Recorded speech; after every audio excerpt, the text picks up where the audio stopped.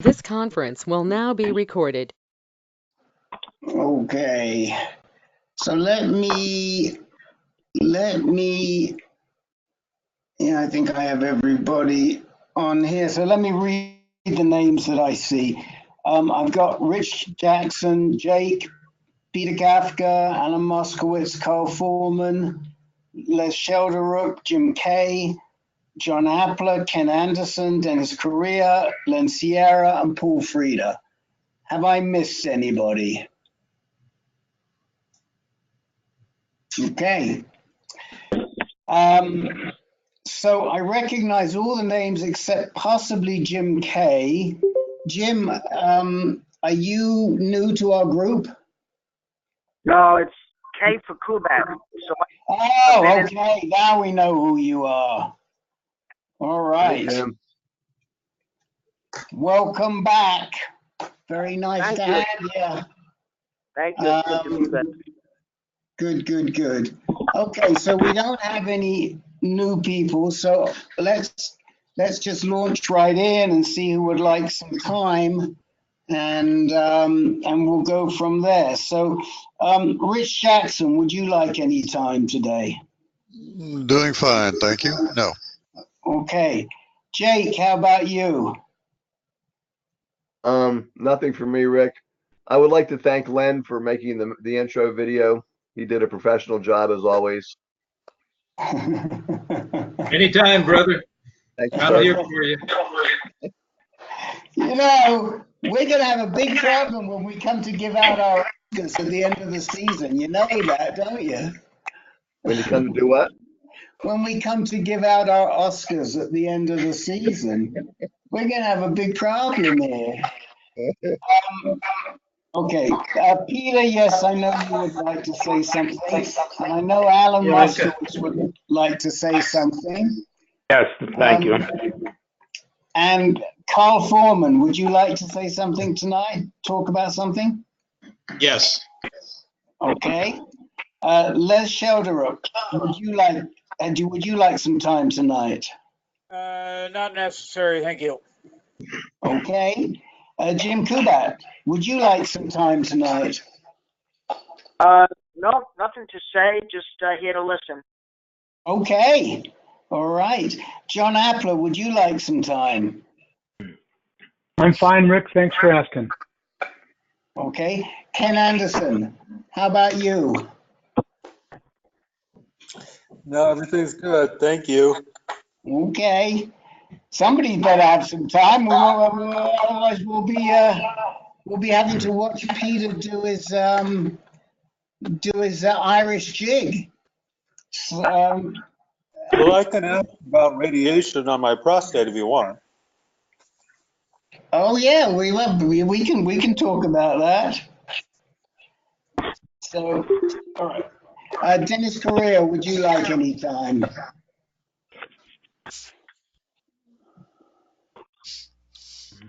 Dennis, are you with us? You were with us. Yes, you're with us. Oh, but your phone you're muted right now, Dennis.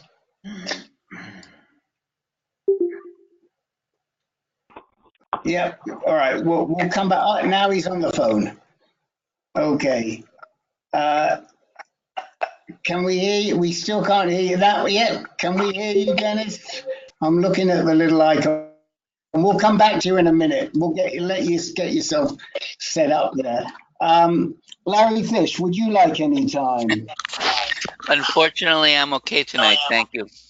Okay. No time for me. No time for. We've always got time for you. You know that. Len Sierra, would you like any time? I would like to leave as much time as possible for Peter's St. Patty's Day Irish jig. So no. Okay. Okay. Paul Frieda, would you like some time tonight? No, I don't think I need anything tonight. Thanks. Okay. Sylvester, would you like some time tonight? Hello, everybody. I'm sorry I'm late. And no thanks, I don't need any time tonight. Okay. So, have I Got everybody? I think I have. Did I miss anyone? Did you get Alan Muskovitz? I did. Okay, I'm sorry. I did. Dennis, did you get me? Oh, we did, but you didn't. But we didn't hear you. We kept asking for you, and you weren't there. I was having headphone microphone issues. The thing wouldn't accept it. It kept calling for my speakers and missing a microphone. And now it just came on, so I plugged the thing back in, and I'm live and working. Okay. Well, since you're live and working, and we always like to hear that you're live and Mr. Correa, would you like any time tonight? Yes. Okay, you got it. Okay, so we're gonna start with Peter, because Peter's only going to be with us for about an hour on the computer, and then he's got to run off, and we'll continue participating by phone. So Peter, you're up to start us. Okay, this is a subject that I think I know we've considered before over the years. And I just want to see what people's experience is. I was diagnosed in 2014, so this is coming up to 5 years now for me. And I went on ADT from the get-go, back in early summer of 2014. And I went back to my record. What's driving this is I do monthly blood tests, and besides my PSA and testosterone, I do a pretty complete CBC. And every time I come back pretty anemic, with my red cell count down, my hemoglobin count down, my hematocrit count down. This time it went down even lower than usually. It went down, like half a point more since 0.8 since last month. And I was going to attribute it to the fact that I had a little bit of surgery for my hip and stuff. I don't think it's that. And I went back and looked at my previous records going all the way back to 2014. And from the get-go, when I started ADT, I began to be anemic. I don't know before that or not, but anyway. But now my hemoglobin's down to 9.8. My hematocrit's down to 29.6. Normal for that, 40 to 51. Normal for hemoglobin is 13.7 to 17.5. Anyway, I can tell something's going on because of my energy level. All of a sudden, I don't take naps now. For a long time, I didn't. When I've been doing PT, physical therapy for my hip, I get pretty exhausted. One 45-minute session can wipe me out. And I didn't used to be that way. I've been off of ADT now for 2.5 months. My Lupron shot was to run out in the beginning of January. I started taking Zytiga on New Year's Eve. I have not seen a change yet. I have not seen any rise in testosterone. My PSA is way down, undetectable. It's 0.02. I'm not complaining about that. I'm wondering if I know when a hemoglobin gets down into the 8 range, that's when the flags. So I'm not panicking, but I'm wondering if anybody's done anything, either diet-wise or medication-wise, or anything to boost their hemoglobin. The part of blood that brings the oxygen to the cell. that's why I feel tired. That's why I'm dragging a little bit.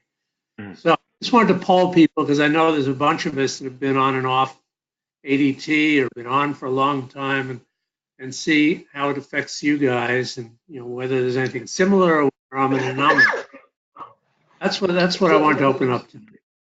So it's a great discussion, Peter, and I just want to tell you that I've known plenty of men that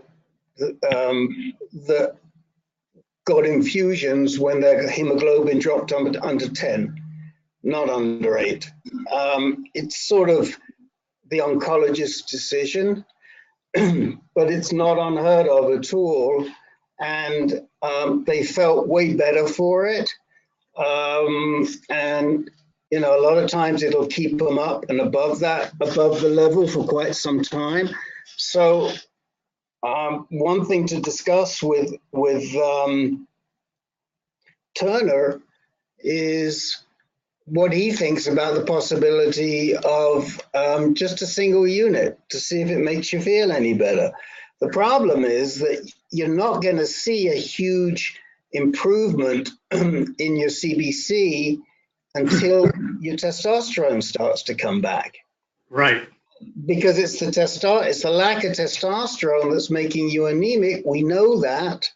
We know that ADT, the longer you're on the ADT, the more likely you are to become anemic. Some people quickly, some people not so quickly. I mean, even in the 2.5 years that I was on, I became borderline anemic. So hopefully, how long did it take for your testosterone to come back last time? I'm guessing, I'd have to look up all my records, which I can do, but I don't have it in my hand right now, but I'm guessing 3 or 4 months. So, it might well be that if you're feeling crummy and you're feeling real tired, that get a unit. And then once your testosterone comes back, you could well recover. The other thing is, and we know it, but it's counterintuitive, but if you can figure out some aerobic exercise to do, that's going to oxygenate your blood and that's going to make you feel better. But it's the last thing you feel like doing right now. I mean, I truly understand that.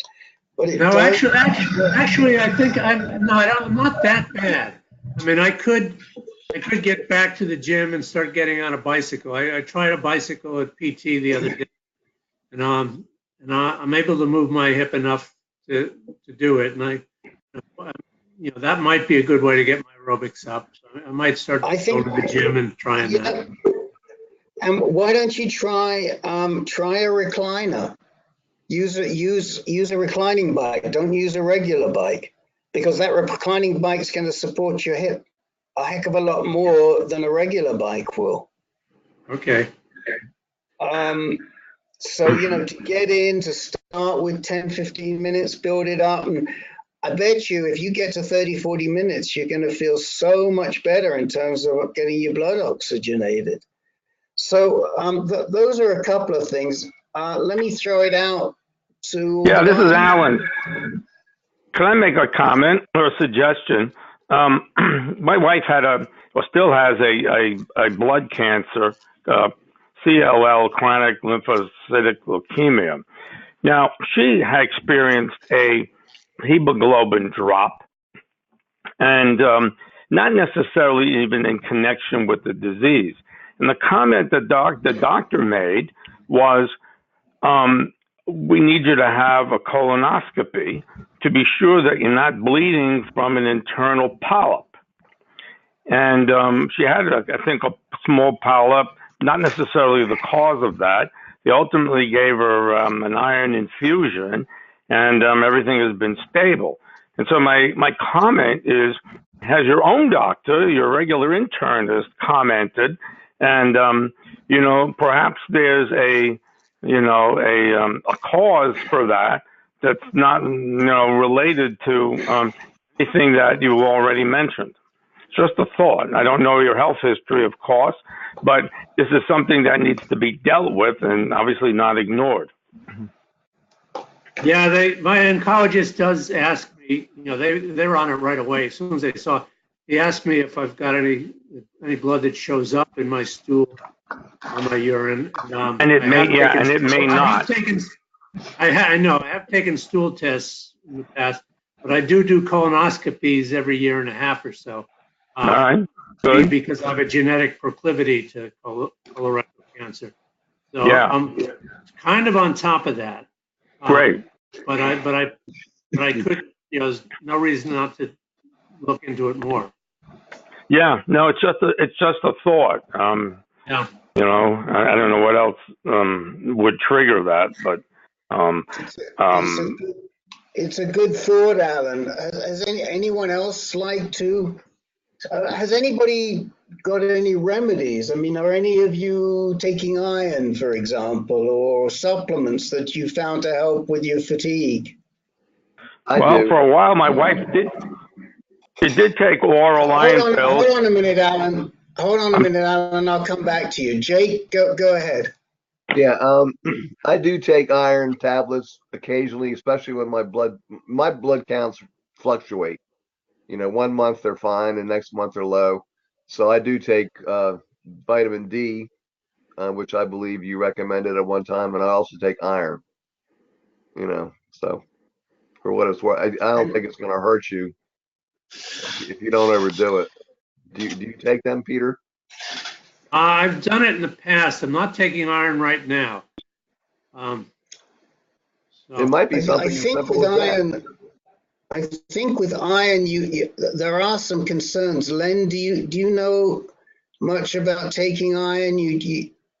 I think there are some issues around it, so you should probably take it under supervision. Do you know about that, Len?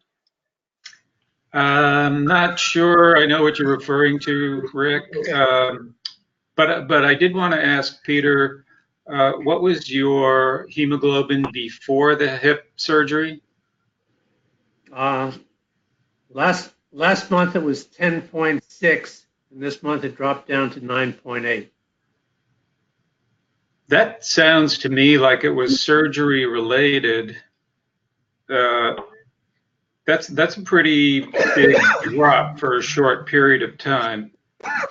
And I'll tell you one thing, if you do start taking iron and your hemoglobin starts going up and you start feeling better, that would be a sign that you were bleeding from somewhere. Because when you are bleeding, your iron stores go down. Of course, hemoglobin is a molecule with iron at the center. So, yeah, I mean, I get, like Rick said, there may be some issues with you taking iron, so talk to your internist first. And if they think it's okay for you to take the iron, go ahead and take it and see if there's any recovery. So you don't have any visible blood in urine or stool, but have they actually tested for occult blood in either urine or stool? No, I'll ask my general practitioner to get me a test for that. Yeah. This week. Yeah. Okay. Alan, you wanted to make a point about. Yeah, I was just going to say, if you take iron supplements, at least, watching my wife deal with it, they were somewhat effective, but you had to ease into it. She's taking, a standard tablet. I gave her an upset stomach, and she couldn't tolerate it, so she had to cut the pills in half. I forget what, I think they may be a 65 milligram, whatever the standard pill is, or 85 milligrams, iron sulfate or ferrous sulfate. There are some that are more soluble forms than others. Need to take vitamin C with it to improve its solubility. And you may have to ease into it if you go that route. In other words, breaking the tablets in half. I don't know how long that took her, maybe a week or two, maybe, and then she was able to take the full strength. So, that was, that's just my 2 cents based on her experience.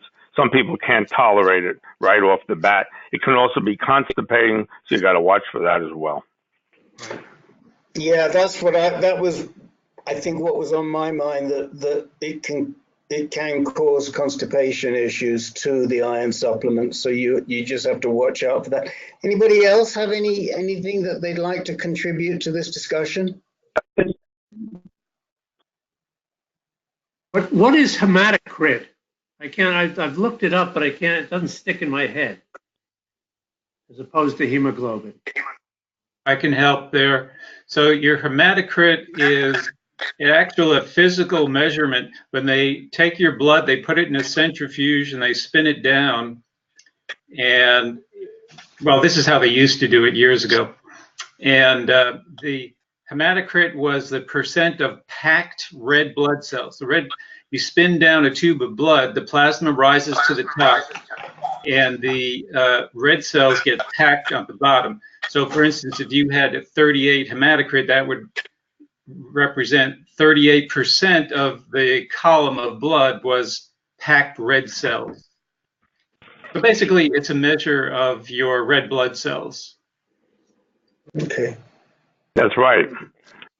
That's right. So if you have an iron deficiency, you're probably going to have a low hematocrit. Yeah, it did drop down over 1% in this past month, almost about 1.5%. And your iron level, is that low also?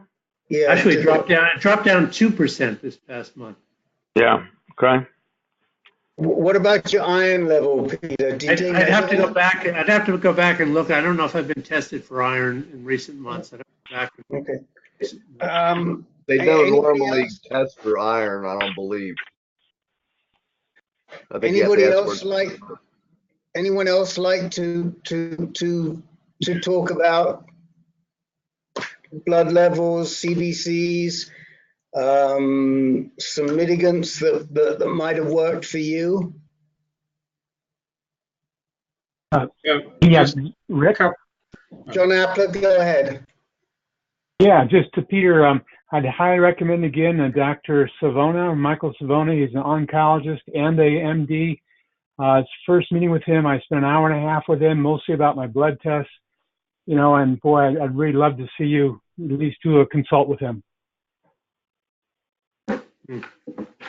Is he here on Maui? Yes, he is. And he's where most of the doctors go to see. He's their doctor, too. Dr. Au referred him to me because she said he's the person I go to see. And she didn't recognize half the tests that my oncologist was recommending. So I think he's a great guy, too, Peter. You really like him. Okay. I'm going to talk to Al, and I'll see what I can come up with. Okay. And Len, did you want to say something? I did. Regarding transfusion, as recently as 2014, so not that long ago, I was working in a hospital laboratory, Peter, and the hospital policy there was that unless you were actively bleeding and they could prove it, they would not give you a transfusion unless your hemoglobin was less than 8. Right. I kind of doubt that. Even if your doctor were to sign a request for you to get a transfusion now at 9.8, the hospital would probably give them a hard time about it and say, why do you want to do this? You know, is your patient bleeding? Yeah, I suspect that. Yeah, but I've seen, I mean, I'm not arguing with you, but I can tell you I've seen a bunch of guys get under 10 in UCSF and in on the or in Marin on the orders of the UCSF doctors. So I know it's not as common, but I also know that that it happens. So let me bring up one more controversial thing I know we've talked about before, but let's just bat it around a little bit. And that's because I am on intermittent. I'm not on anything right now, and I was off for 2 years and went on for a year recently again. what about a testosterone boost? Do we not want to even think about going there, or does that not make sense, not make sense in this situation?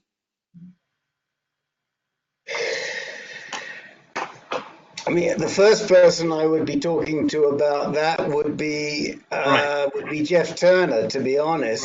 Right. It is so controversial. Look, if bipolar androgen deprivation, if bipolar androgen therapy has some value, which it may do for certain men, I guess the answer is, well, it all depends what you follow it with. If you're ready to follow it with androgen deprivation therapy after the testosterone boost, you may feel better for a while, but then you got to go back on the ADT. We don't know. To me, when you're trying to get the most out of your intermittent, and I'm not a doc, but it just sounds to me like not the right way to go. I'm just saying. Right. But I think the guy to talk about it with would be Jeff Turner. I'm sure that there's a lot of guys that ask him about that. And I think he probably has some really good experience. Anybody else have any thoughts on a testosterone boost? Peter, I did talk to Paul about this, and he wrote back to me and in capitals said absolutely not. Yeah, I can understand. I can totally understand it. I don't know if I'm just exploring. Right. Okay. As Rick said from the get-go, testosterone has a lot to do with our blood counts. Yeah. If it was me, Peter, since your testosterone you seem to recover in about 3 to 4 months, I'd give it a little bit more. In the past, I have no idea. It's a crapshoot what happened this time. Well, presumably your testosterone will recover, so maybe that'll help you just feel better on its own. Yeah. Peter, you did great last time. I mean, it came back within 3 to 4 months, which for a man of your age is an excellent result, and it came back well. It didn't come back at a lower level. It came back beyond your baseline. So, I think easy to say, hard to do, but I think patience is really what you got to do. And we got to figure out how to make you feel better. And I think the first thing to do, which won't hurt anything, is to get on that recumbent exercise bike. Okay. I said reclining before. I think I meant recumbent. Yeah. But to Okay, get on, I will do. Because that's not going to hurt anything. If anything, it's going to help the hip. It's going to help your head. It's going to help your body, and see how you do with that. And it's certainly a lot less risky than a testosterone boost, I would say. Right. Okay. All right. Well, I think we've sort of exhausted this. So unless anybody else has anything last minute, I'm going to move on to Alan. Okay, thank you. I'm at sort of coming up to a crossroads decision point over the next. Alan, let me stop you. Why don't you give the guys a quick background on your history, because a lot of the people don't know you, or it's a lot that you've been on. Yes, most definitely. So yeah, I'm coming up to a decision point over the next several months, and here's sort of my brief story. I had prostate cancer diagnosed about 6 years ago. I had a Gleason 4+3.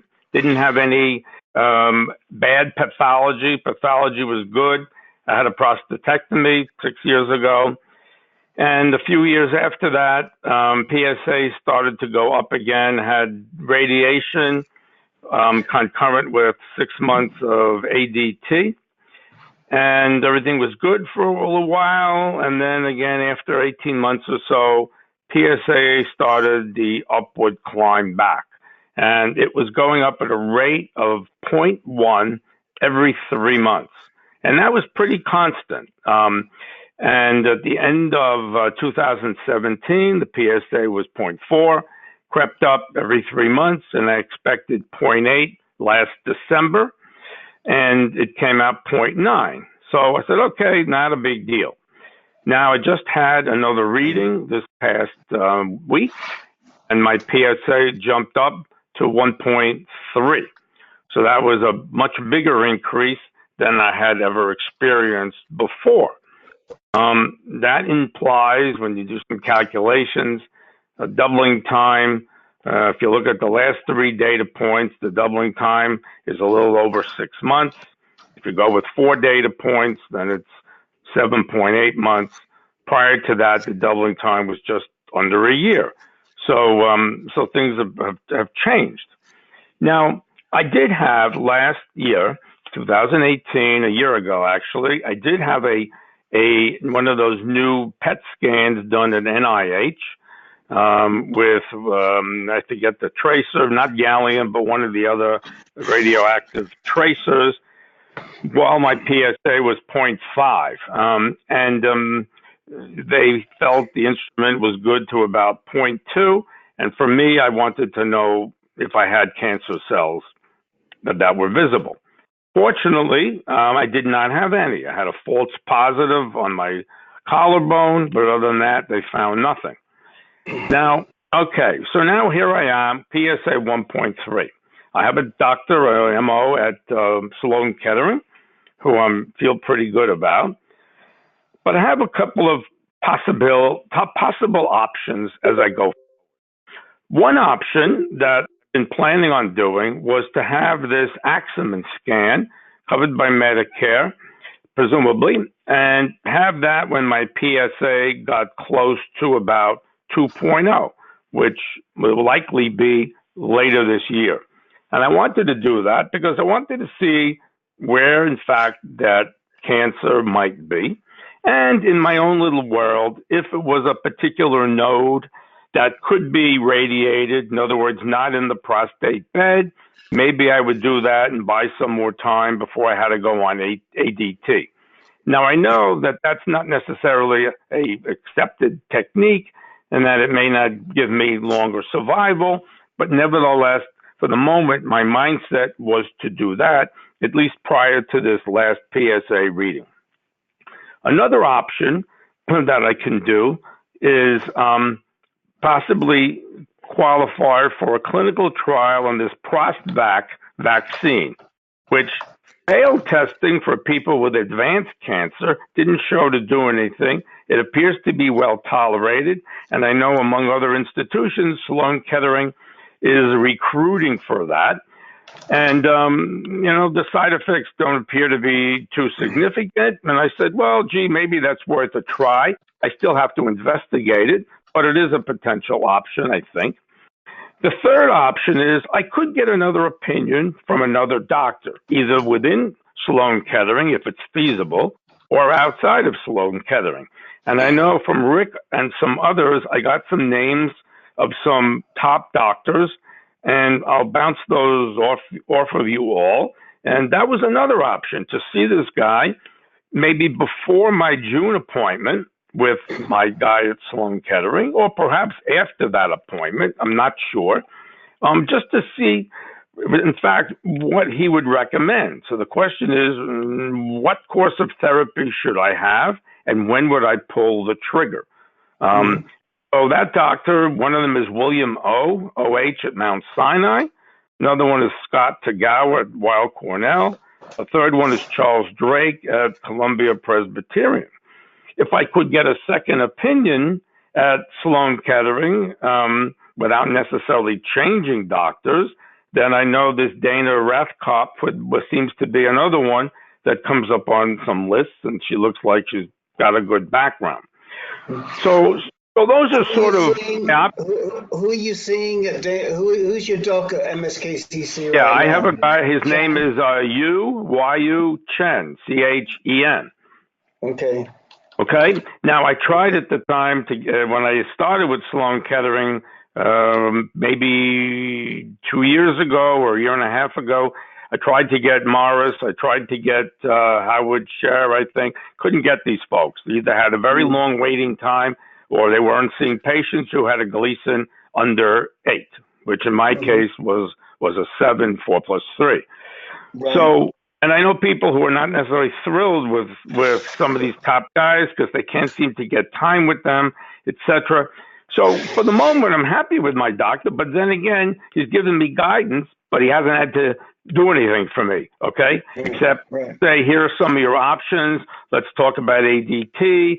You know, if you don't want Lupron, maybe you could have possibly, Casodex plus an estrogen patch. I mean, we've talked different options, but haven't has yet to pull the trigger. So, and since I haven't needed treatment, at least in his view, just yet, obviously, I have lots of choices yet in terms of doctors. I'm not married to him. If some other doctor that I see seems wonderful, well, I might switch. That's always a possibility.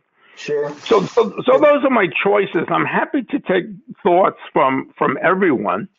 In terms of, do I see another doctor beforehand, or do I wait to see what my guy has, and I'll have yet another PSA point, and I could see somebody in the summer? Because I don't think I'd be pulling the trigger before a PSA, certainly not before 2, maybe even a little bit beyond, as long as the doubling time doesn't get any shorter. Yeah. I'm going to let Len kick off for a whole host of reasons. Okay. Yeah. Hi, Alan. This is Len. Hi. Yep. I am currently seeing Dr. William O at Mount Sinai. I think he's fantastic. I really like him. He'll give you all the time you need. What's his name? I'm sorry. What was his name?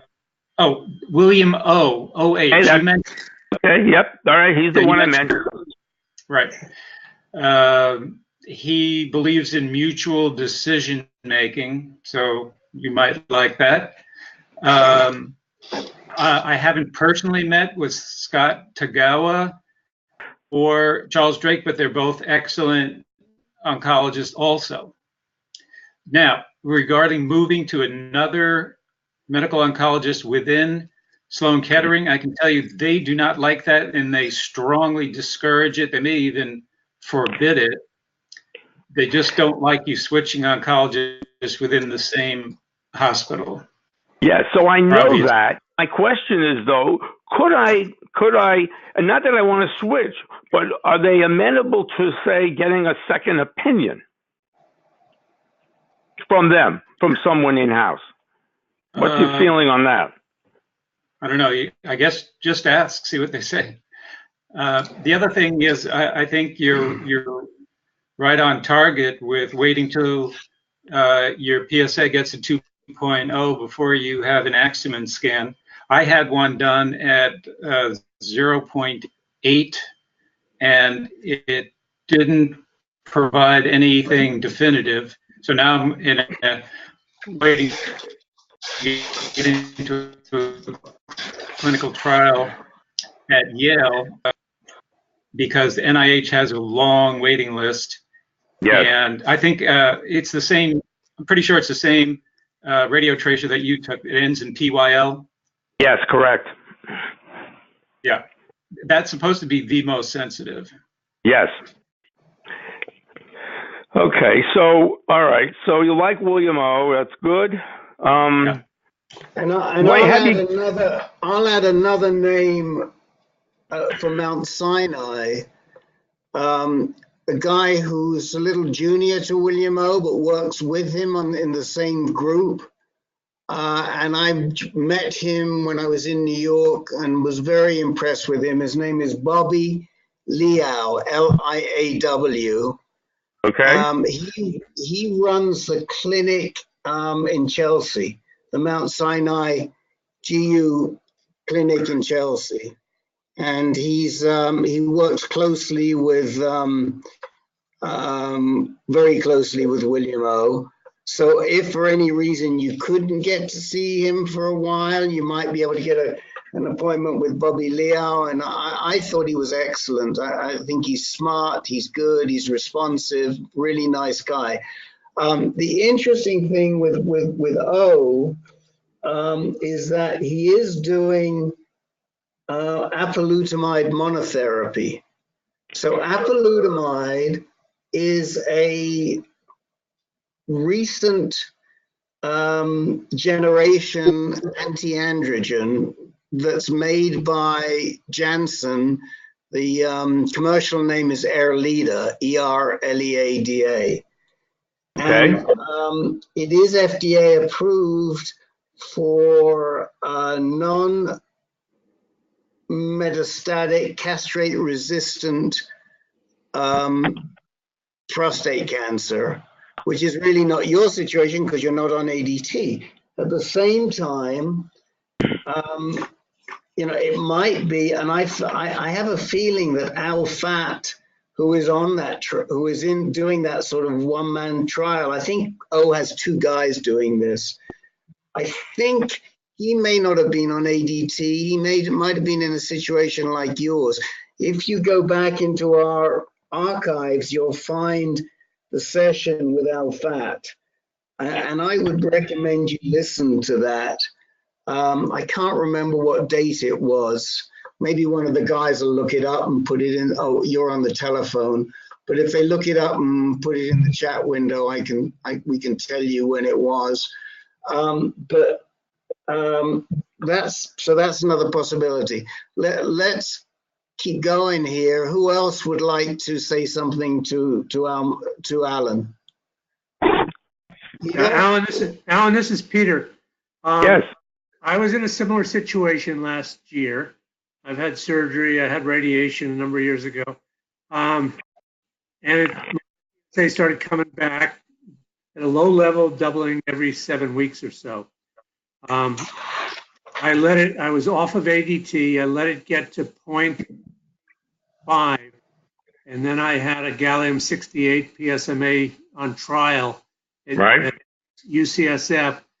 And that picked up two very small metastatic lymph nodes in my abdominal area just north of my previous radiation. I went and got those zapped with 10 sessions of proton beam down in San Diego area in California. I missed that. How many sessions? 10 sessions of proton beam radiation. Hey, got it. Down at California Proton. And that was in November, and I'm still undetectable now. So far, it's put it in check. So keep in mind that if you do go on some kind of ADT, it might preclude you from getting a scan. They don't like to be on ADT before you have a scan. So I guess my question to you is, was the DPL scan, was that a PSMA scan? I can't remember if that's PSMA. It was. Yeah, it was PSMA scan, and I probably could qualify for another site, at another site, and a different clinical trial, and do another one.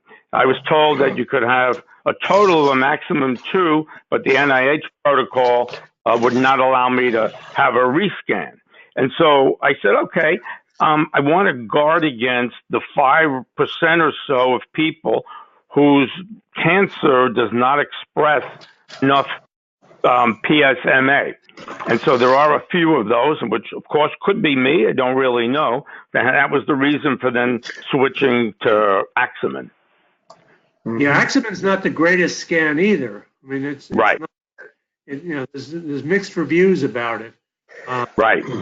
It's not a 90% accurate scan. So I know. And so the dilemma might, if I go that route, then, well, okay, I mean, I could my thinking was get the Axeman, see if it shows anything. If it doesn't, then at some point I got to either make a decision to have treatment or possibly opt in for another PET scan, right?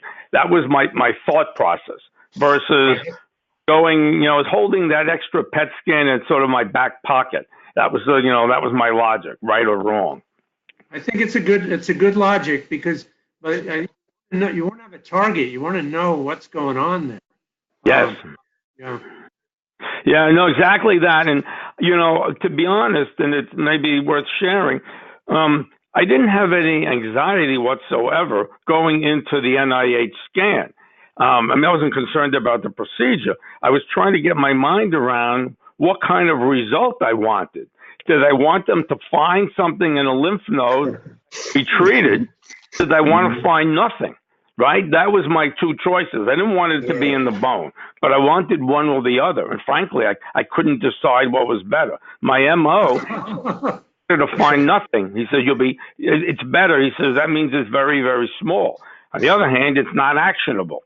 So, I'm still, ambivalent about it because on the one hand, I'd like to find it and treat it. On the other hand, maybe I'm better off not finding it.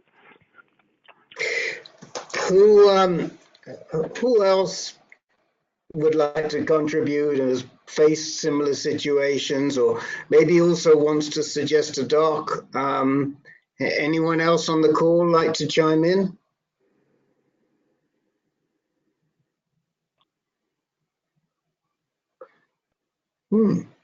Okay, guess not. I guess not either.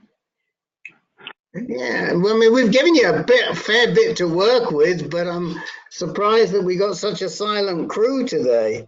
They must be recovering from all of that. They must be recovering from all of that corned beef and cabbage last night, Alan. Yeah, is that all right? Well, I'll call in another time, and I still have a few weeks. Does anybody, in terms of seeing another doctor, let me just ask: would I see one ahead of my June appointment with my current MO, or do I wait till I get another data point, see how quickly it's moving up, and see someone right after that? Because I could schedule it now for June sometime. What do you all think about that?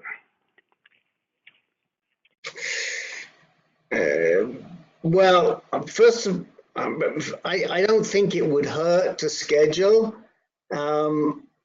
an appointment, say, with Mount Sinai and find out what their attitude to treatment would be for you. Right. And then you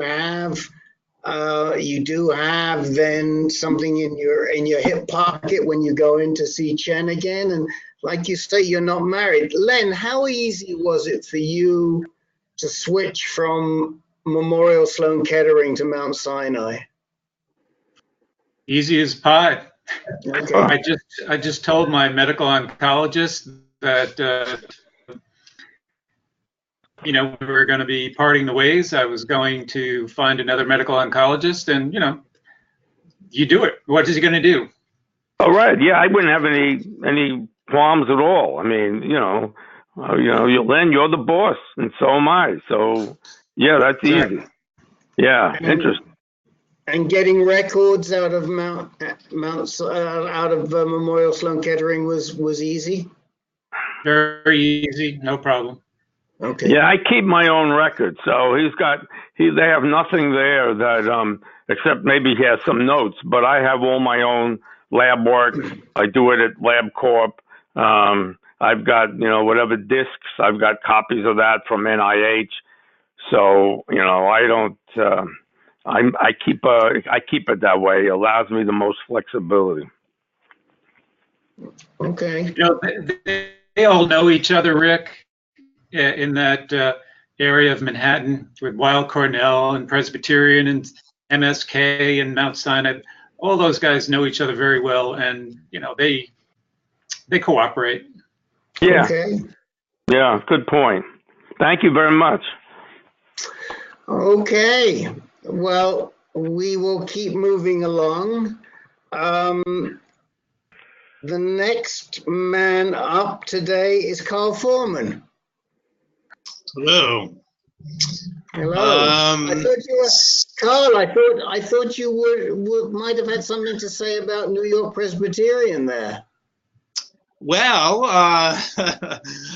yes, there is a doctor in Dr. Drake's area, Dr. Mark Stein, who I am actually meeting with next week. And I thought he had told me that Dr. Charles Drake no longer sees patients, but that, or on a very limited basis. And As far as Mount Sinai, I also had a second opinion over there, and I was told if I were to see Dr. William O, it would be a 5 to 6 month wait, so I could not afford that. It might be different now, I don't know, but that's as much as I know.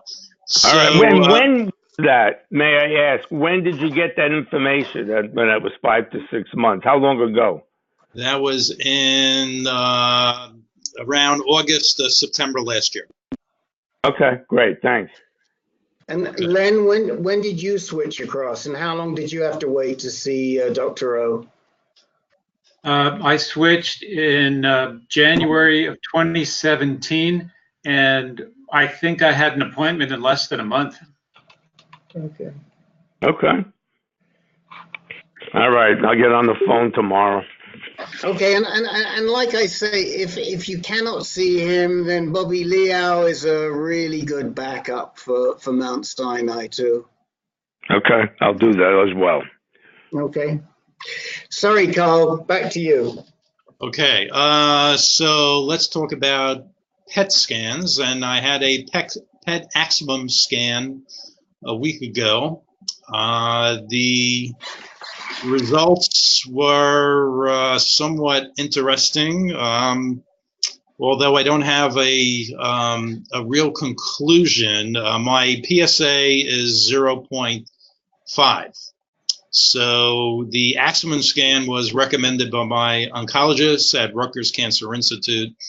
Dr. Kranicki, who is from Mount Sinai, he's with their professor at the medical school. He has his own imaging center at the Jersey Shore, and I had spoken with him. The results of the PET scan were that, as some of you may know, with the aximum PET scan, you can not only see the bones, but you can also see tissue. The radiologist said he did not see anything in any of the tissue areas, although he did find some new areas in my skeleton. One area in the femur and 5 other small areas. One of which he said was like 8 millimeters, which I believe is quite small. I'm meeting on next Friday with my oncologist to go over their results, and even before that, I'm meeting with Dr. Stein from Columbia Presbyterian next Monday before I see my regular oncologist. So the gist of the report, as I said, is well, there are some new spots that we hadn't seen a year ago in May of last year, which was even before I was diagnosed with metastatic prostate cancer, because it was before I had my biopsy. So his conclusion is that it's inconclusive, that the spots may have been there for however long. The error apparently in my ongoing course of treatment is that I had the bone scan, but not a PET bone scan. So he said, and he actually showed me some things with regular scans versus this fancy digital PET scan, and he says, you know, it's 20 times more effective to have this PET type of procedure than with the bone scan, and it escapes me with the type of bone scan that people have. But Technetium. there was something else though. Escapes me. But so he says that, you know, he's seeing some healing in some other areas. In my pelvic bone, which was where it was initially determined, he says he's clearly seeing healing in that area. I originally was diagnosed with a hairline fracture in the pelvic bone as a result of a fall on my butt. And he said that's fully healed, and he doesn't see it in any of the tissues, but these locations in other parts of the skeleton, he said that may also be healing, but we really don't know now, not having had any other intermediate PET scans between last May and last week. So Dr. Stein is going to be, he said, well, do you want to talk about the PET scan results? I said, yes, okay, we'll do that next week. And so my wife is freaking out. She's just looking at it and said, oh my God, it's expanding. I'm looking at it as it's inconclusive. So that's kind of where I'm at with that, and just wanted to know if anybody else has had any specific experience with the Axeman PET scan.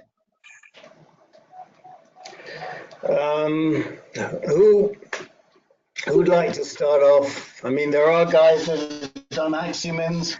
Who'd like to talk a little bit about that? This is Dennis. I could tell you my experience.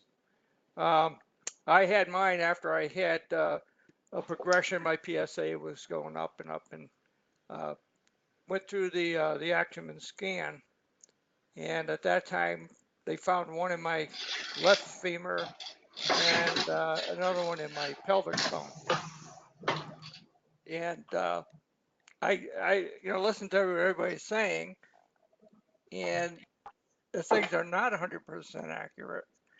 But for me, I then went on to Zytiga with the prednisone, and it brought my PSA down to less than 0.1. So I had to make the assumption after the fact that, in fact, these were real meds. Well, I also wanted to add to say that I am on now on Proven. I had my first treatment this past Friday. In addition to being on the PARP inhibitor, olaparib is my current course of treatment. Okay, let's come back to the Provenge momentarily and just stick on this first issue of the Axumin, because let's try not to muddy the waters. Dennis, have you had an Axumin scan or any type of more detailed bone scan or CT scan since that original one? No, I am scheduled for a routine annual bone scan, full body bone scan, and a pelvic abdominal CT scan in 2 weeks up at Mayo Clinic. Well, certainly Carl raises a really interesting point, and something that should be discussed with all our docs, that when you do a regular bone scan, we know that it's not going to be as detailed as the Axumin scan. So the Axumin scan it may well pick up stuff that the bone scan missed. And so you have to be a little careful in comparing. So for example, Dennis, if you did a regular bone scan and there were spots that didn't show on the regular bone scan that had shown on the Axumin scan, it may just be an issue of sensitivity. So we have to be sensitive in comparing. And obviously the best thing to do is to compare like to like. So then we know. Yes. And that I think is the point that you're making, Carl. Yes. That we don't really know whether these are new lesions, whether they were always there, how they might have changed because they were too small to show up on your original bone scan. Exactly right. Yeah. I don't have an answer for that. Any thoughts from some of you guys who get regular scans, have been scanned many times?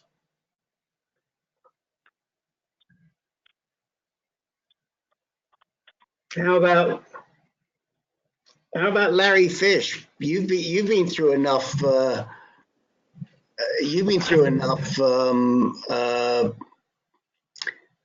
Scans, haven't you, Larry?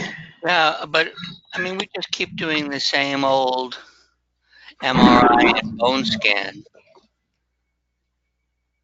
We just go MRI, bone scan, comparing them.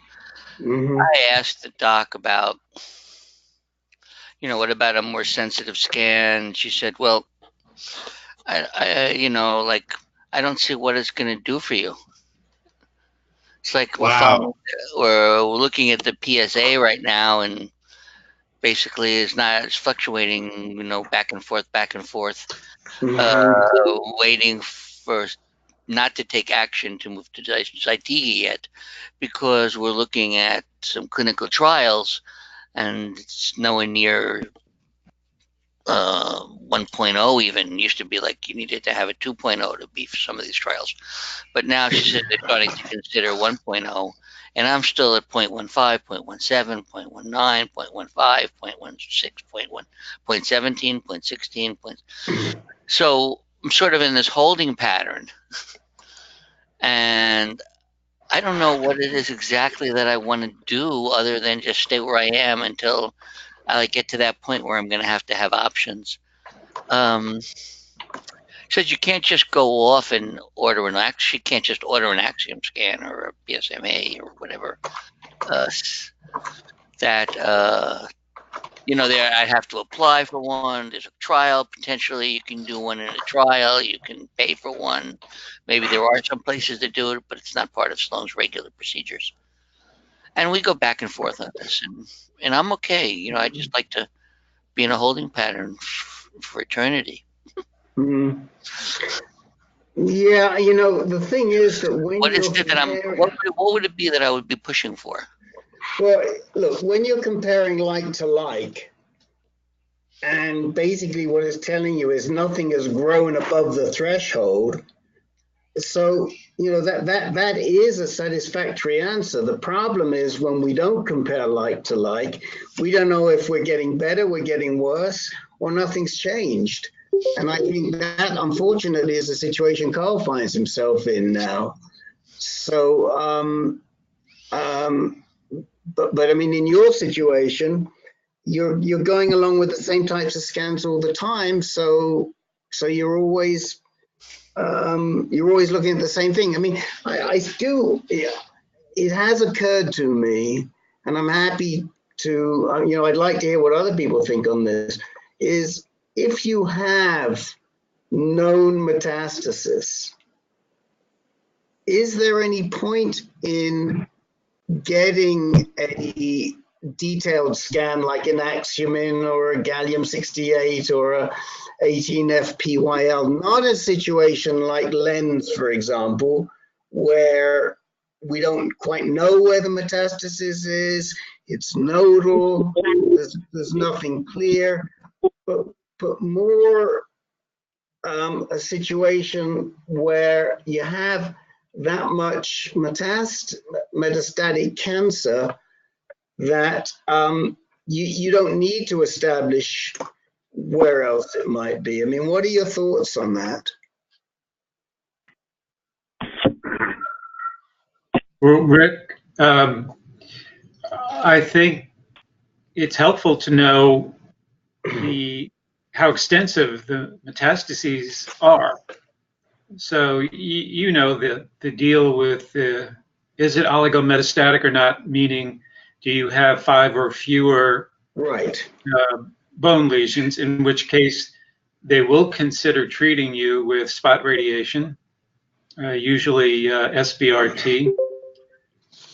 Whereas if it goes beyond 5, then they just assume that the radiation is not going to be helpful, and then you have to go with systemic therapies, whether it be chemotherapy or androgen therapy or anything else, but it definitely needs to be systemic.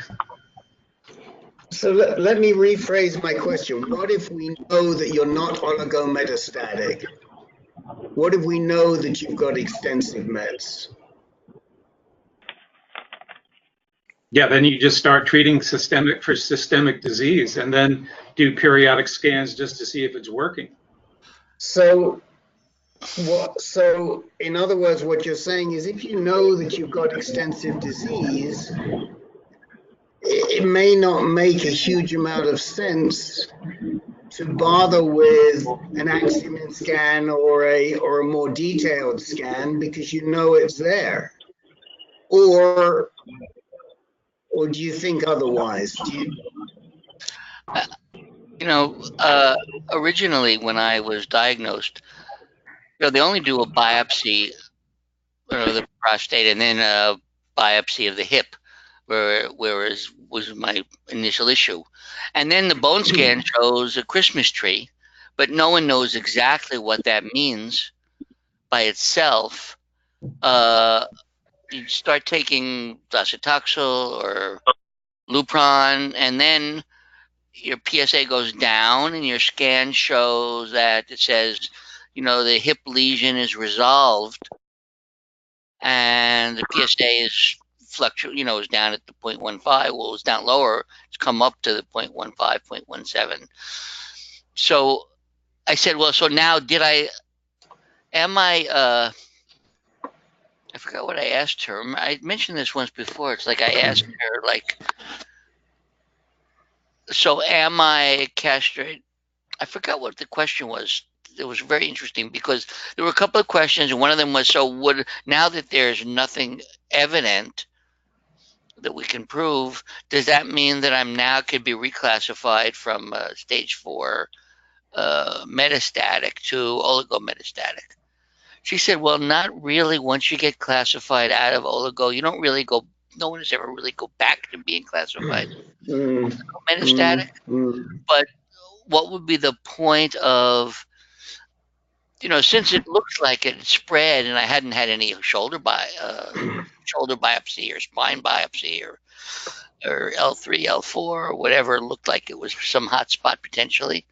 And now you don't see those spots, especially. And she says, well, they probably didn't go away. They're probably in that stage if they're just not eating. I don't know what to do other than, I don't know. Sometimes I think about getting a second opinion, but like Len, I don't think you have to say goodbye to your doctor. You just can go get a second opinion from another doctor and see if you think you're on the right course. I did that at Dana-Farber. That was very helpful. So, Carl, to come back to you, sometimes I think what we're hearing is that given your situation, sometimes some of this new technology may not always be the best thing because it puts you in more confusion than you were originally. I mean, I always tell people that I'm navigating and supporting and they want to do a test, will it change? The question you have to ask yourself is, if I do this test, will it change my treatment protocol? Will it change my course of treatment? And if the answer is no, then to do it just for the sake of knowledge may not be a really good thing to do. Yes, well, I have to say that the reason for doing the asthma PET scan is that I did say to my oncologist I was feeling some back pain. So that was a specific reason of why he had ordered it. Yeah, but why do the Axumin? Why do the Axumin? Why not just do a regular bone scan? So you could have compared it. That's the point. Well, that's my point. Yeah, well, I had a bone scan, and the word that I was missing is DEXA. I had a DEXA bone scan not that long ago. No, that's different. That's completely different. DEXA is, that's apples and oranges. The DEXA bone scan is just to measure density. Ah. Okay. Yeah, I also had a whole body bone scan a couple of months ago too. So I don't know. And what did that show compared to 5 months back? Well, that was. Excuse me. What did that show compared to May of 18? Right. Well, the May of 18 was a PET bone scan, and as Dr. Konicki had said to me, he said you can't compare them because the bone scan just is not anywhere near as detailed as the PET scan. Okay. So what you did in 518 was different to the whole body bone scan you did a couple of months ago? Yes. And if you did compare them, what would you have thought you had more or less? Have you compared them?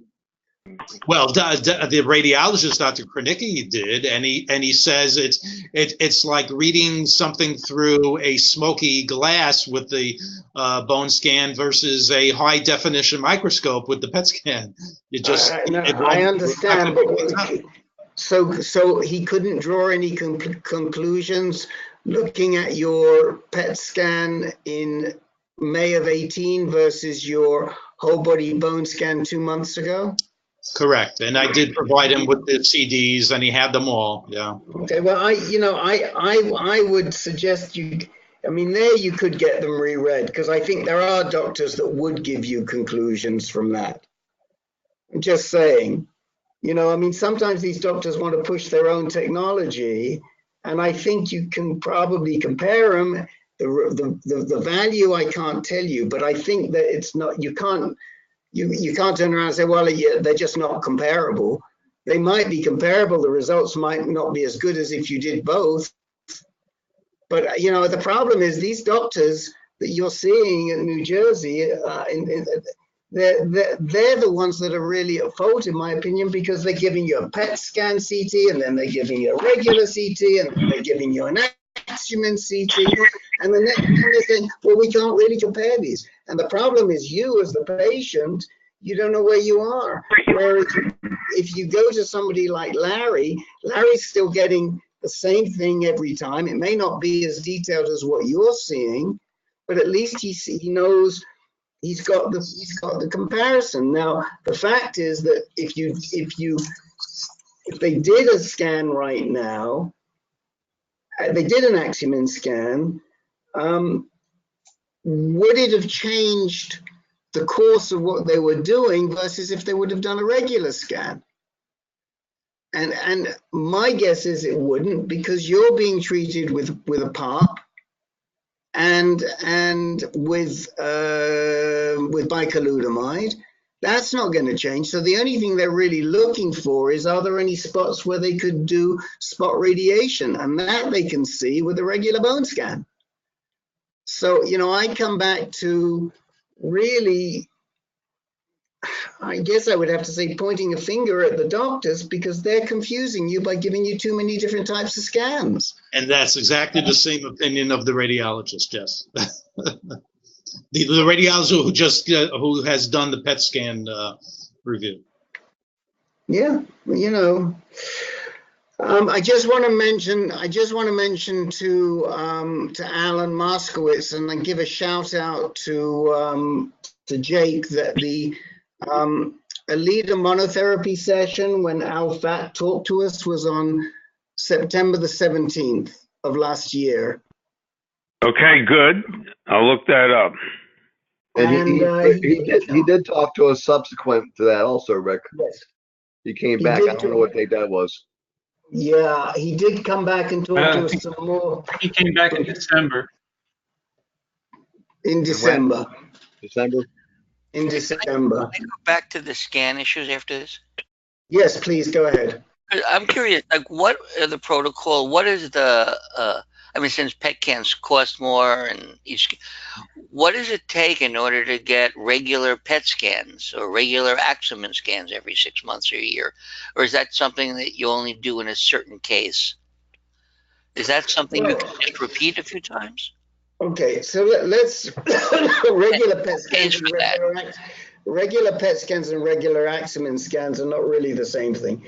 The Acumen scans. I know. I don't mean the same. I mean, to be able to say, give me a PET scan 6 months later, PET scan 6 months. Okay. Or Acumen scan 6 months later, Acumen 6 year later, Acumen again. Right. What insurance company goes for that? And what does it take? Okay, so from an insurance standpoint, to get regular PET scans and bone scans is usually not a problem. Usually for men with advanced cancer every 6 months apart, they're not going to make a peep about that. And sometimes I've seen them even closer, 3 months apart, but it's never going to be an issue. When you come to these more detailed, fancier scans, it is a lot more difficult. The Acumen scan is only approved for so many, I think somebody said before 2, but there's only a limited number of Acumen scans that Medicare will pay for. And as far as the gallium-68 and the 18F-PYL, those are mostly only available through trials. So, how often you can repeat them is difficult. It would depend on the trial protocol. I can't really answer you. But the fact is that really these 18F, these fancy scans, the Axumin, the 18F, are really designed for men who are trying to figure out, has their cancer come back? And if it has, where is it?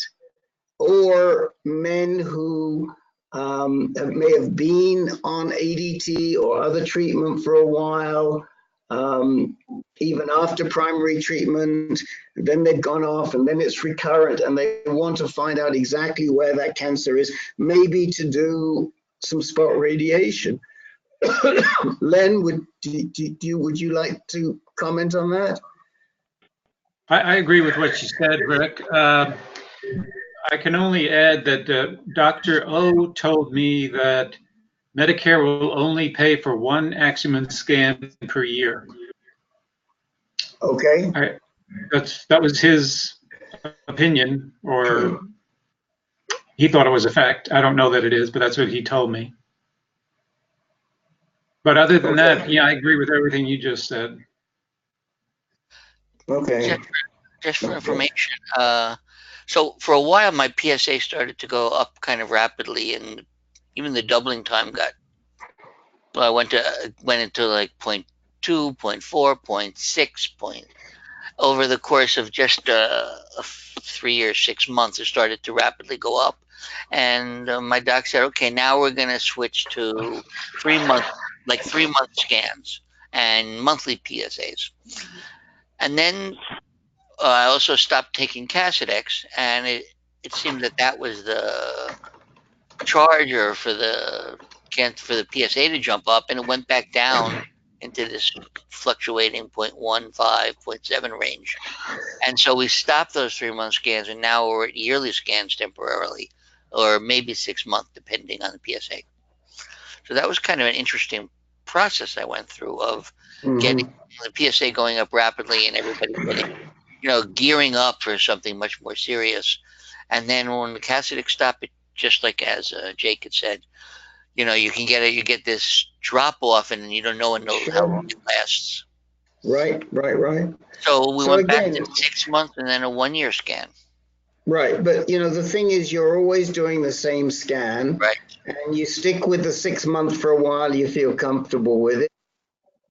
At some point, you say, I don't need to do it every 6 months. I'll go back to doing it every year. And it's just a question of what is comfortable for you. Some people want to know more often, but if you and your doctor are happy with that, then that's in a good place. I want to come back to Carl. Carl, how did you handle your first Provenge? Well, the leukapheresis was done last Tuesday, and the Provenge was 3 days later on Friday. The leukapheresis took a lot longer than the Provenge coming in. Leukapheresis took about 2.5 to 3 hours. And there was a little bit of panic on that Tuesday morning, because when I arrived at the Red Cross Center where they have the machine, I got there around 8:45 for my 9 o'clock appointment. The door was locked, the lights were out. I said, oh my God, where is everybody? I got on the phone with Dendrion, and they said, well, we have you on the schedule. Well, I got on the phone with the Red Cross. They said, oh no, this facility doesn't open until 11 a.m. But anyway, so long story short, they did arrive just like 5 minutes to 9. I got in, and it started. The nurse first put the needle in a part of my arm that didn't work, and now I'm all black and blue on that part, but that eventually was resolved. And a little bit of uncomfortableness occurred about an hour and a half into it, where I needed to go to the bathroom, but I could not go to the bathroom because I was connected to the machine, and they cannot stop the machine. So they gave me one of these portable urinals, and they put a curtain around me for me to go to the bathroom. And so that was the extent of that. On Friday, when I had the Provenge go back in, I was curious of what it looked like, because with the leukapheresis, it's not blood color; it's a lighter, like a pinkish color. But the material going in is more of a light salmon color, for whatever. If you could tell what exactly that is. And that took about an hour. They needed to observe me for an additional half hour if there were any side effects. Prophylactically, they did give me 2 medications before having the infusion of the Provenge. It was a Tylenol and antihistamine. So, but as of now, I've been feeling some. I've been having some constipation, and I've been also having a little bit of nausea, but that started even before the Provenge treatment. So it might have been the olaparib, but I was told that it was well tolerated, and it appears to have been for me as well.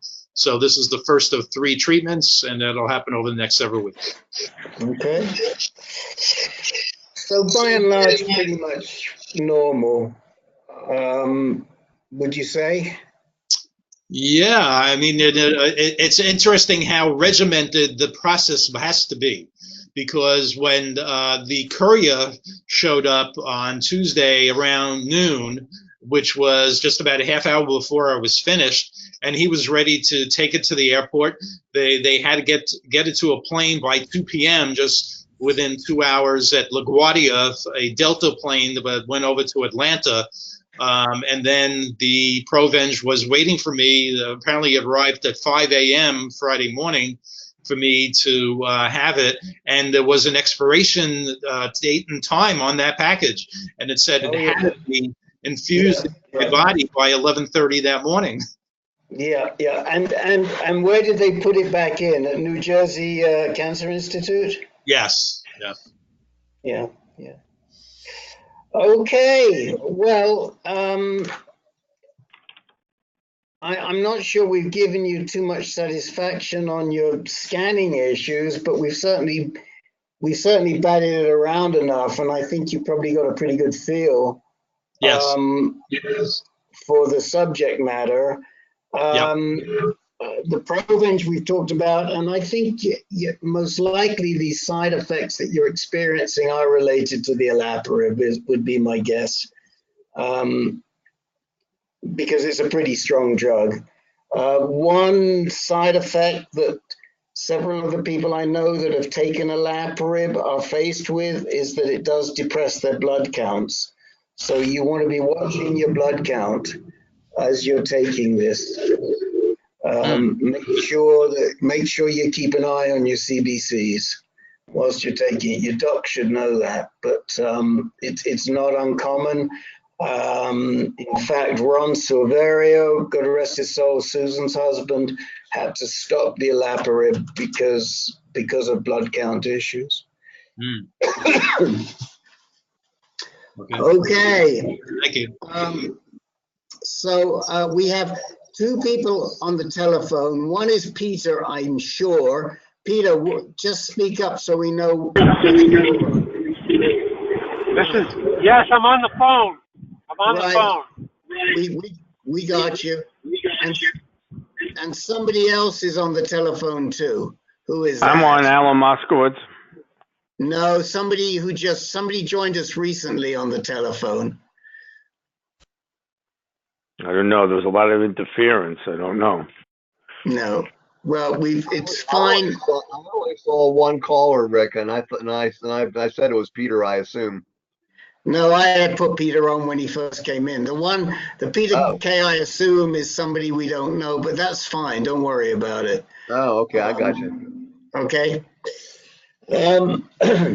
Okay. Let's move on and talk to Dennis.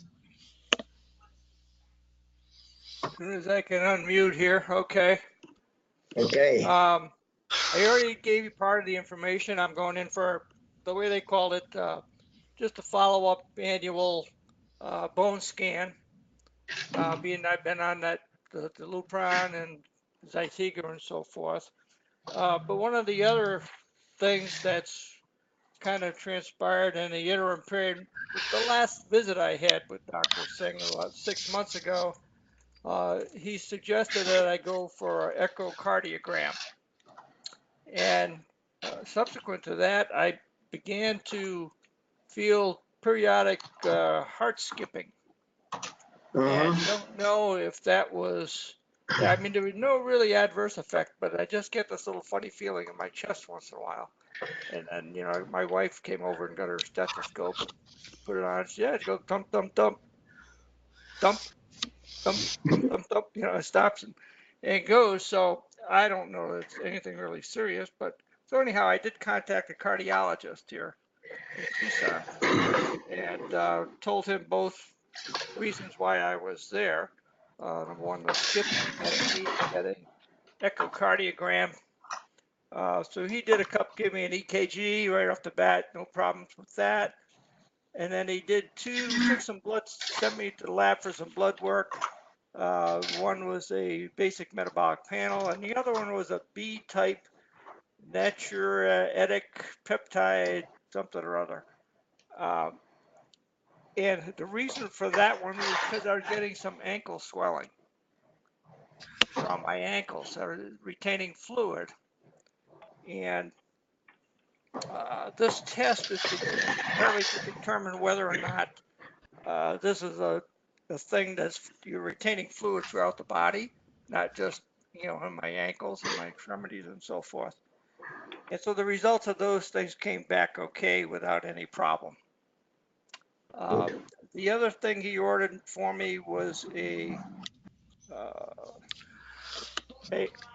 heart monitor, portable heart monitor. What is it? Halter monitor. My wife is coaching me. It's a Halter monitor, and these are fairly new style, I guess. So you got to put this little patch thing on your chest, and that's got some little electrodes in it. And then they give you this thing that looks like a smartphone. It actually is a smartphone that's probably decoded or something to monitor it and submit the data to the company that you get this from, and then all the stuff goes to the doc. So I've had that on now, and I will be wearing it for 2 weeks. Right. So I could check the stuff out. So I don't know if anybody else has had similar issues. And, you know, the Zytiga, when you look at the paperwork for it, it says it can cause, you know, a number of different heart issues. One is very specifically mentions is a heart skip. Right. Contact your doctor, you know, so Right. forth. So that's the other reason why I'm doing it. So I haven't had these issues, but I've lived through them vicariously over the last 6 or 8 months because one of my best buddies has had them. If you look on our website, on our advisory board, you'll see David Fisher's picture there.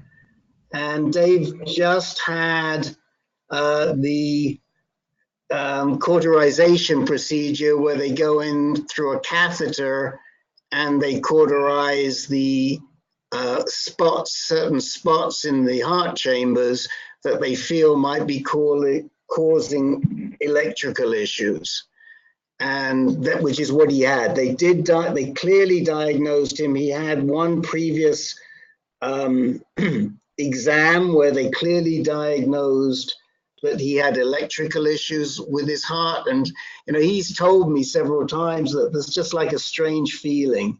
But the way that it manifested for him was he just didn't have he was fatigued and he didn't have his regular strength. I mean, he rides a mountain bike, he's very active, and it just slowed him down to the point where he knew something was wrong and he needed this procedure, and he actually got the procedure about 3 weeks ago, and he's doing great. And his heart rate's down, his resting heart rate's back down to 62, and he's feeling good, and he's starting to exercise again. So I wasn't aware that Zytiga could cause some of these electrical issues. I mean, you say heart skipping, and I'm just making a uninformed connection that heart skipping is probably similar to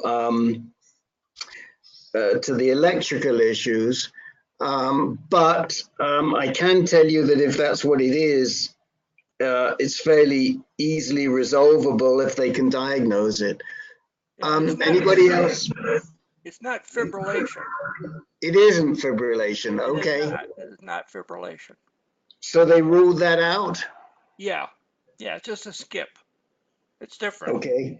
And it's not, we're racing of the heart or anything like that. Okay. I will be getting did I tell you, a stress test also on treadmill stress test. Okay. Does that involve swinging a golf club? No, but maybe I better start doing a little more of it. I swing enough, Okay. because it takes me several swings before I finally make contact with the ball. So I see. But that's good exercise, right? So. Well, who else has been on Zytiga and might have experienced these heart skipping issues? Are you sure it's not just your wife who looks so beautiful? Oh, that too. Okay. Anyone else? Dennis, this is Jake. It may be unrelated to the Zytiga completely. Palpitations, that's probably what you're having is palpitations. And they are not uncommon. As long as they don't happen frequently, they're usually not serious at all. I've had them for years, off and on. If I drink too much coffee or smoke too much or whatever. And I did have them for a while when I got older. That was Peter on mute. Okay. I'm sorry. Go ahead. Go. Please go ahead, Jake. And I did get them for a while when I was on my when I first started the Xtandi, but again they went away also. So a lot of times they're nothing to be concerned about. You're doing all the right things, letting the doctor rule anything out serious, but chances are they won't be able to find anything, and they'll say don't worry about it. That's what I'm hoping. Yeah. Well, I'm hoping that too for you. Okay. Okay. Anyone else? Anyone else have anything to contribute on that issue?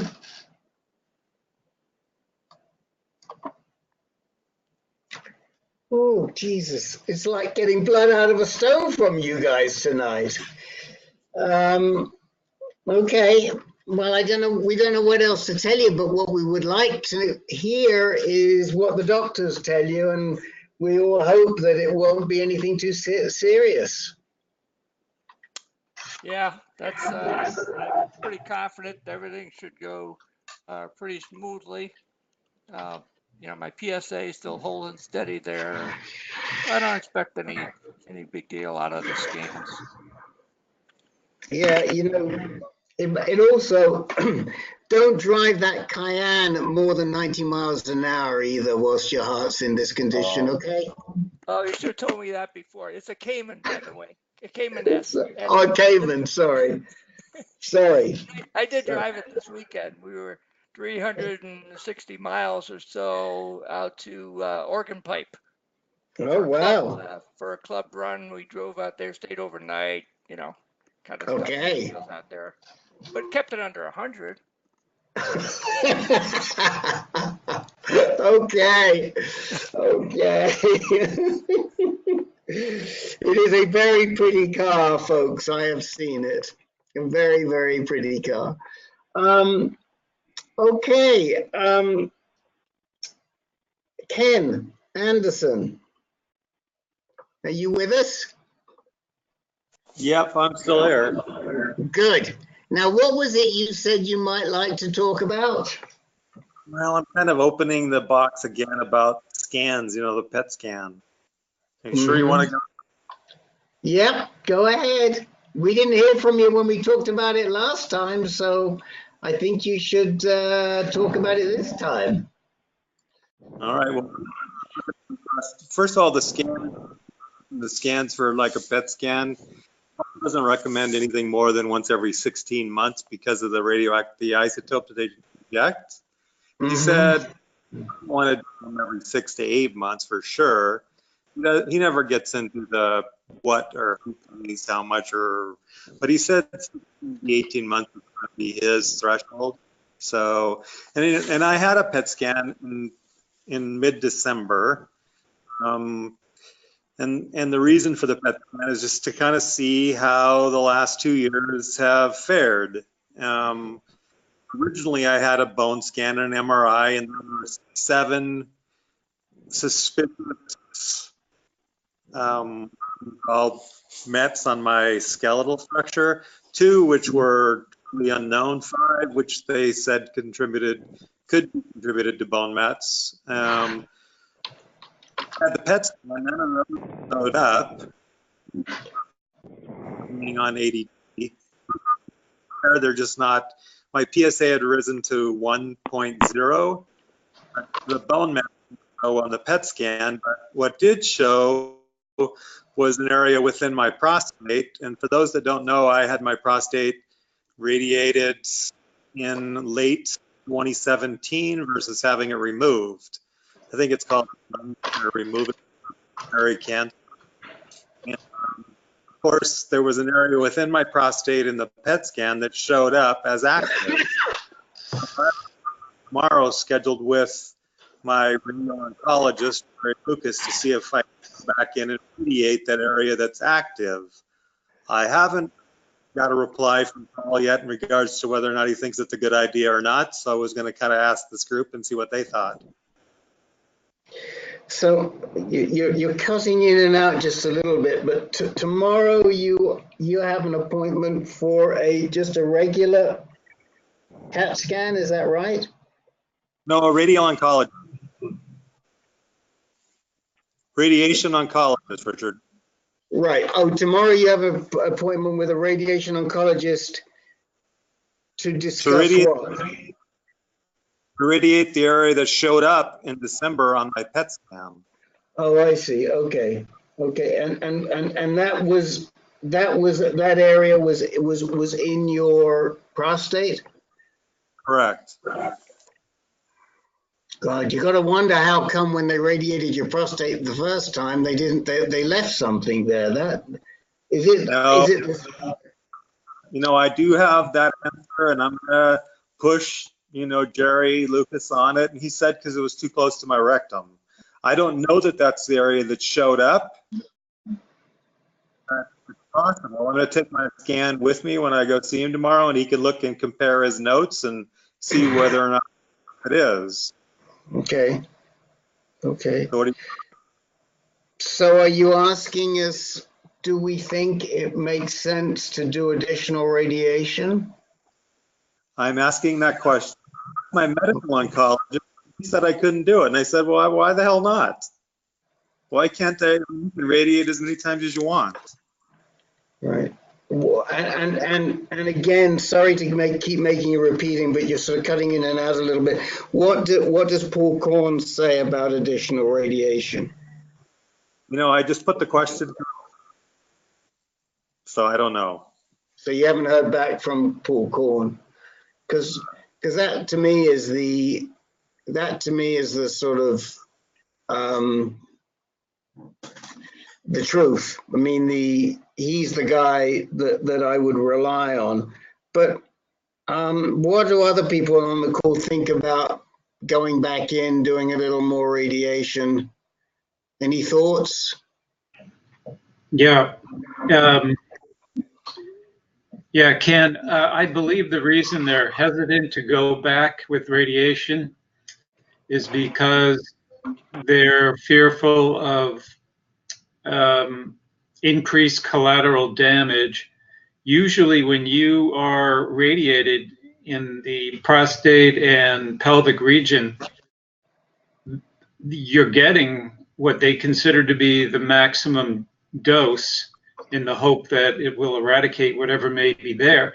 So now your tissues have already received the maximum dose advisable, And now, the question is, well, we're going to go back in there and radiate some more. I guess there's a concern about secondary cancers or just further damage to healthy tissues, in this case, possibly rectal tissue. So we'll see what Paul Korn has to say. I believe that's the reason why they are reluctant to. They will happily radiate any other area outside of what has already been radiated. But to go back in where you've already had large doses, they're going to be reluctant to do that. Well, then maybe I'm wasting my time tomorrow with Jerry. Well, I mean, you can certainly find out. I mean, I guess here's where I would come at this, is that in the past, we never used to debulk tumors. And you guys have heard me say this before. Yes, it was done a little bit at Mayo surgically, and they did some tests and they found some possibly decent results from debulking surgically at Memorial Sloan Kettering. More recently, we've seen debulking with both radiation and surgery for men who have metastatic cancer. And of course, Carl is in a trial for that right now. But it seems to me just logically that if we get a good portion of it, of the cancer that was in the primary, then we're doing pretty well. If we don't get every little bit of it, I'm not sure how much difference it would make, since we never used to get any of it. And if the risk of doing it is significant, which it could well be when you go back in, I mean, it would depend if they could go back in with, what type of radiation would they be going back in with? Would it be CyberKnife? Would it just be regular IMRT? Would it be proton beam? And if they were, how sensitive and close is it to the rectum? And could the rectum be protected? I mean, if you could mitigate all of the risks, then maybe. But if you can't mitigate the risks, you're still a lot better off than you were before. Does that make sense to you, Ken? It does. So I think I'll just go ahead and meet with Jerry and discuss it with him and take my tapes in and let him look at them. And I mean, it may be in a different area altogether, but I'm going to take Lynn's information to her. I'm away for comment. Yeah. So where who was it? What was the name of the guy that did the original radiation? His name is Jerry Lucas at Arizona Recurrent. Okay, and that's the guy you're going to go see again tomorrow? Correct. And so you're going to go back to him and ask him what this spot was that showed up in December and why it wasn't radiated? Well, I'm going to ask him to compare his notes, because when I originally had my prostate radiated, he said there was an area within the prostate that was close to the rectum that he could not radiate. But I do not know whether or not the area that recently showed up on the PET scan is the same area. I see. So that's what you're trying to establish. And when they say it's so close to the rectum that they can't radiate it, I must say, not that this means anything, but I've never heard that before. I mean, I've never heard a radiation oncologist say they can't radiate the cancer in the prostate because of the position. Has anybody else ever experienced that?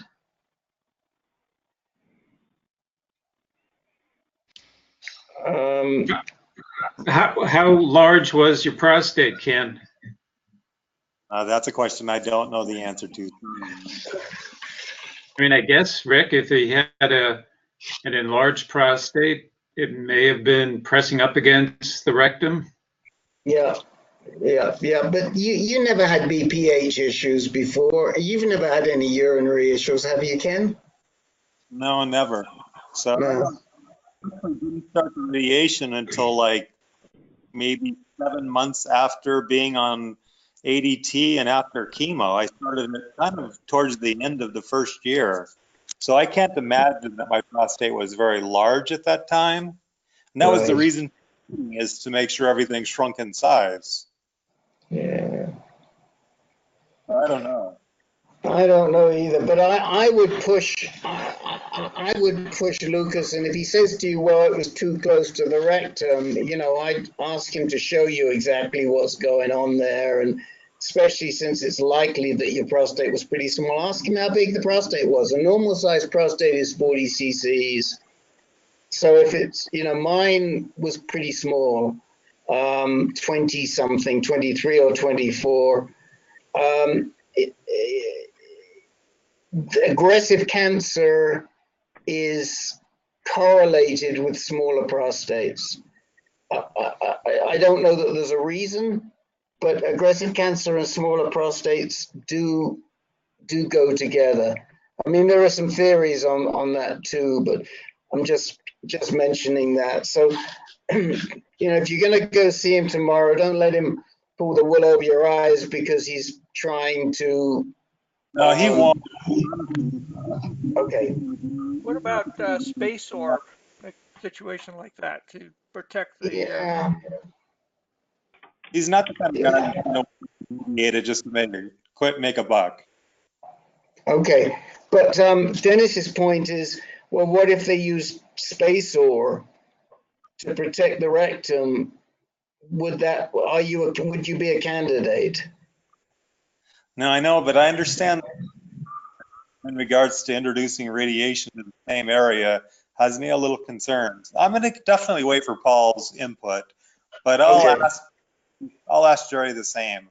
Because I know that spacer gel may in fact, had it been available when I had my prostate originally radiated, it might have been a good thing. I don't know. Well, it was available last year for sure. In November? Oh yeah, several years. Oh yeah. It's been available now for about 5 years. Yeah. It Yeah, wasn't I had it done in available when I did. 2014. Sorry? Yeah, I did. I said I had SpaceOR in 2014. There you go. Gotcha. Yeah, it definitely was available. And Oh no, I'm sorry. It was actually 2016. Yeah. Okay. We'll forgive you. Yeah, I can tell you it wasn't available in 2007. That's for sure. Otherwise, I definitely would have pushed for it, even though my doc doesn't like it, but I would have done. Thank you. Okay. Well, and now it's not, Ken, this is again valuable conversation, and don't suppress it and take your time. I'm glad you brought it up. Ken, All right. Rick, Okay. Rich Jackson. Yes, Mr. Jackson.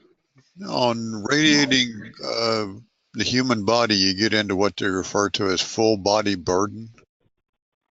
And that is a permissible lifetime accumulation of radiation to the body.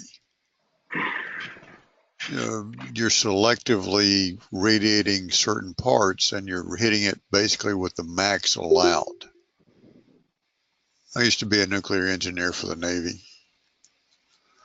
There's limitations that they'll bump into that they do not want to cross as far as because of the cancers, because of the destruction that the radiation does to the cells and the DNA. So you may have difficulty finding someone that's going to radiate the same place twice.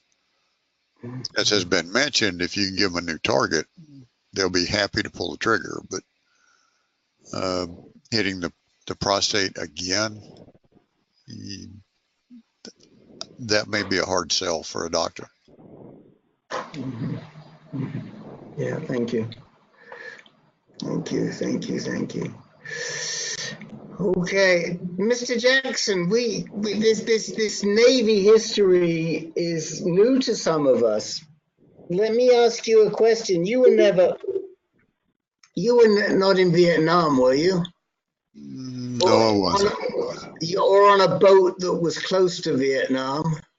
No, never made it. Never made it to the West Coast. Okay, okay. Everything Okay. was East Coast. Okay, I'm thinking about Agent Orange. That's all. And some of the Navy guys think that because they didn't have their feet on the ground, they're not eligible, and that's not true. So I was just checking in your case. That's all. And before the Navy, I was Army, and no, I didn't make it over there then either. So Okay. Can't blame Agent Orange. Okay. Okay. We're trying. If we could get a little money out of them, it wouldn't hurt, right? True. Okay. This is Alan. I'm going to have to get off the phone right now, but I appreciate everyone's help tonight, and hopefully I'll connect again soon in a few weeks. Okay. Well, we're about to close up anyway. Okay. I was just going to ask is there anything else anybody would like to raise? Because we're almost on the witching hour. Anything else? Anybody who didn't have a chance to speak or would like to add something? Yeah, Richard. Things. Yes. You know, this with SSDI, just for your reference, in order to make a strong case that wherever you submit, I would recommend, and what traditionally happens is the field office submits a request to your doctor or to the institution, and the institution completes a questionnaire that's really like a yes, no, yes, no, yes, no type questionnaire.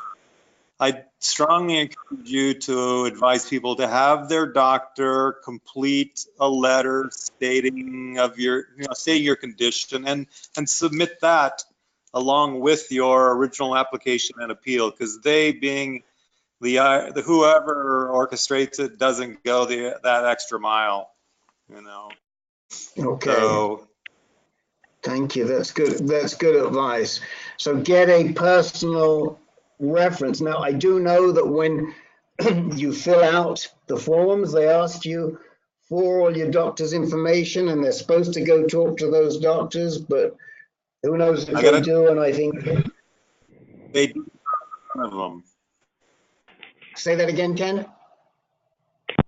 Did not talk to a single doctor, because I called and asked each and every one of them. Okay, well, so that's certainly a very good idea. What else was on your mind, Ken? It was all related to SSI. I do think you're going to get an attorney and paying them either 25% or $6,000, whichever is least. Probably going to be $6,000. So it just doesn't sound like they've got their what they do, and they've been told to give is deny. You know, at least in 2018, 2019, or 2019, to deny all applications for prostate cancer, whether or not you're late or early. Right. Okay. Anyone else? All right. Well, the next meeting is next week on the 26th. Oh, yes, before you all go, damn, meant to mention this before. Mr. Jackson, tell these folks about this great meeting we're going to have on Thursday. We'll have the third annual monthly scheduled Speaking Freely, which is our men's group for any cancer. Howard Walensky, I believe that's how you pronounce his name, writes articles for MedPage Today, and he's going to be listening into the call and asking some questions about terms and words and phrases that we've bumped into and how they appeal to us or how they repel us, as far as some of the things are like, are you a cancer survivor? Are you a cancer warrior? Are you fighting? How does the warrior analogy affect you, or how do you feel about it? And it'll be at the same time, same place, this coming Thursday, 8 p.m. Eastern. We'd be happy to have everybody stop by and give Howard something to write about. He would be looking for permission to quote.